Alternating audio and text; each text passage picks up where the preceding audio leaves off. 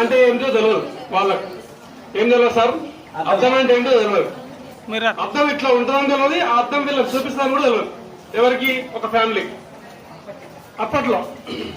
అయితే ఒక వ్యక్తికి ఆయన దారి బట్టి నడుచుకుంటూ పోతుంటే కాలుకు తగులుతుంది అనమాట. కాలు తగిలితే ఏం తగిలిందిరా అని తీసి చూస్తే అది అద్దం.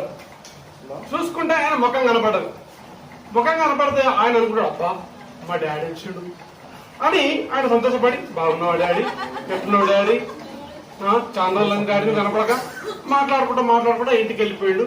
ఇంటికి వెళ్ళిపోయిన తర్వాత ఇంకా రోజు మాట్లాడుతున్నాడు. దాన్ని తీసుకొని పోయి ఇంట్లో పెడితే మళ్ళీ ఎవరైనా చూస్తారని లోపల అర్రలో తీసుకుపోయి పెట్టెలో పెట్టాడు.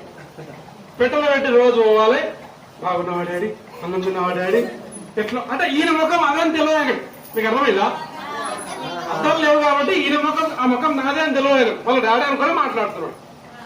అయితే ఇది కాలక్రమంలో జరుగుతూ ఉన్నప్పుడు రోజు పోవాలి మాట్లాడు. రాత్రి 11 అవుతుంది 12 అవుతుంది మాట్లాడుతున్నాడు. వస్తున్నాడు, భార్యకి అర్థమవుతుంది. లోపలికి పోయి ఏం మాట్లాడుతున్నాడు, ఈయనకు అర్థమవుతాడు, టెన్షన్ ఎక్కువైంది. లోపలికి వస్తున్నాడు, ఏదేదో మాట్లాడుతున్నాడు, మళ్ళీ వస్తున్నాడు. అయితే ఇలా చెక్ చేయాలి, ఇది అర్థమవుతుంది కదా అని ఈయన ఎప్పుడు పోదా బయటకైనా ఆమె చూస్తూ వెయిట్ చేస్తున్నారు. ఈయన ఒకరోజు బయటకు పోతాడు. బయటకు పోతే ఈయనకు ఛాన్స్ దొరుకుతుంది, లోపలికి పోతుంది, పెట్టె తీస్తుంది. పెట్టె తీయగానే అద్దం కనపడుతుంది. అద్దంలో చూస్తే ఈమె ముఖం కనపడుతుంది. అమ్మ దొంగ, వీళ్ళు చూస్తున్నారు, ఎన్ని రోజుల నుంచి అసలు నీ సంగతి చెప్తారు ఇంటికి రా, ఇంటికి కథ చూస్తాడు అనమాట. ఆయన వచ్చేదాకా వెయిట్ చేస్తా ఉంటాడు అనమాట. ఏమైంది అంత టెన్షన్ పడుతున్నావు, నీ కథ ఏంటి అని వాళ్ళ అప్తా ఉంటాను.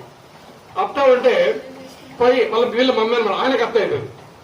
ఏమైంది అంత టెన్షన్ పడుతున్నావు, ఏమైంది అంటే ఒక ఆమెతో మాట్లాడుతున్నాడు మమ్మీ లోపల అంటే, నిజమా దీనికేం కాలం వచ్చింది పోయి లోపల ఏమో చూస్తుంది. ఎవరి ముఖం ఆడుతుంది, అసలు అరే పోయి మసలు